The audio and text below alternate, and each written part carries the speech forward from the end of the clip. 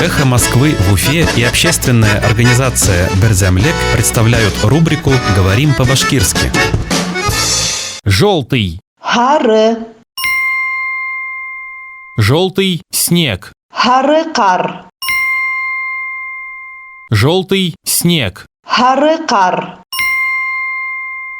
Министерство природопользования назвало причиной желтого снега в Нефтекамске пыльную бурю из среднеазиатских пустынь. Табигаттан файдалану министрлыгы Нефтекамалага хары кардың сәбәбен Урта Азия сүллегенән килгән саң бураны дип аңлатты.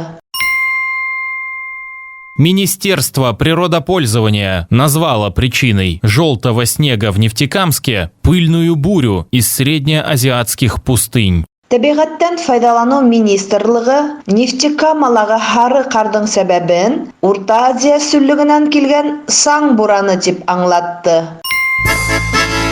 «Эхо Москвы» в Уфе и общественная организация «Берзямлек» представляют рубрику «Говорим по-башкирски».